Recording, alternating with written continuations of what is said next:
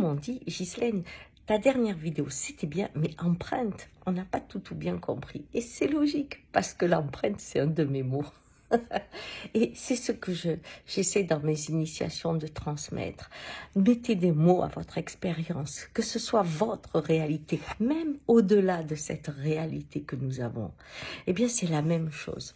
Alors, pourquoi empreinte ? Pour certaines cultures, on vous dira corps éthérique, corps astral. Dans d'autres, on va vous donner une hiérarchie. On va vous dire avec des mondes, il y a 9 mondes ou 22 mondes. Tout dépend. Vous, qu'est-ce que vous avez vécu? Moi, je vous parle de ce que je vis. Ce que je vis, c'est que la première fois que ça m'est arrivé, vraiment, où j'ai eu envie de mettre ce mot empreinte dans ce que je vivais, c'est quand j'étais chez l'ostéo. Je vous parle, il y a de ça 25 ans ou 30 ans. J'étais chez l'ostéo et bien décontractée. Et à ce moment-là, pouf, je me retrouve dans la peau d'un homme de 50 ans qui était gravement blessé près d'une gare et qui n'arrêtait pas de dire « je dois m'occuper de mon champ, je dois m'occuper de mon champ ». Alors, je suis toute surprise parce que d'habitude, ça ne m'arrive pas quand il y a des témoins. Et mon ostéo avait quitté la salle, il avait eu un peu peur parce qu'il paraît que ça prenait une forme bizarre. Et en fait, je me dis, c'est comme un de mes patients. Et je me mets à parler à cet homme, en me dissociant, et en lui disant, laisse la terre, va vers la lumière. Va vers la lumière. Les mots qui me venaient étaient comme quand j'accompagne quelqu'un en fin de vie et qui s'en va. C'était vraiment cette énergie-là. Et la personne s'en va, et je reviens. Et en fait, je me dis, mais en fait, c'est la même chose qu'en thérapie. Quand vous avez un traumatisme, que vous avez quelque chose qui vous a marqué, même un truc simple comme je suis rentrée en pension trop tôt, certains vont toute leur vie rester coincés là. Ils vont me dire, oui, mais c'est parce que j'étais en pension. Oui, mais c'est parce que j'ai été violée. Oui, mais c'est parce qu'on a fait faillite. Oui, mais c'est... Et chaque fois, ce traumatisme est le pilier qui empêche l'énergie de la transformation, du changement de vie d'exister. Et c'est pour ça que quand on débloque un traumatisme, on ramène l'énergie et on change de vie. C'est super.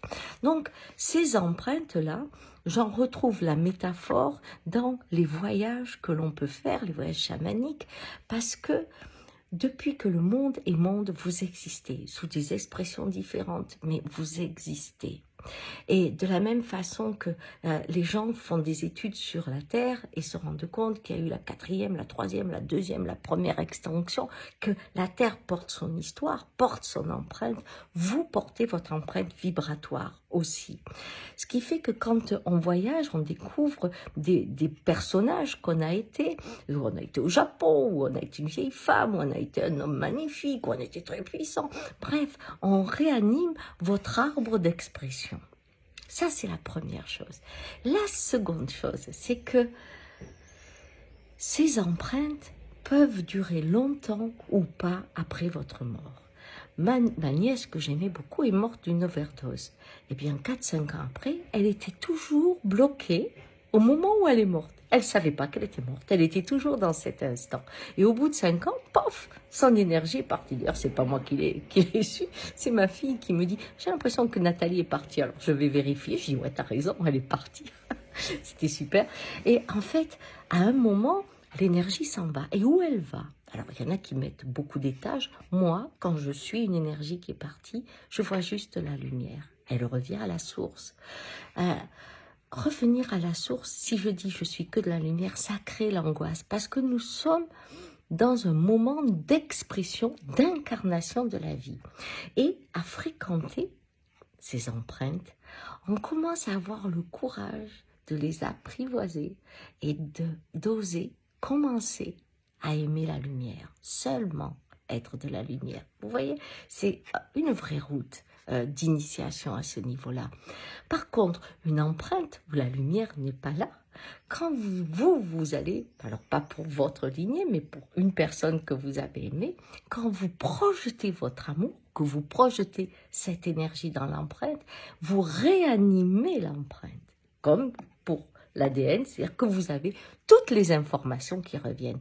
Et du coup, vous pouvez communiquer avec. C'est ça qui est passionnant. Et ce qu'il y a de dommage, si on arrivait à le faire virtuellement avec nos technologies, c'est que on n'aurait pas le cœur pour voyager, on aurait juste ce besoin de l'autre. La rencontre avec les empreintes, c'est juste des ponts que vous lâchez petit à petit parce que vous allez vers la lumière. On est attaché à notre expression de l'instant.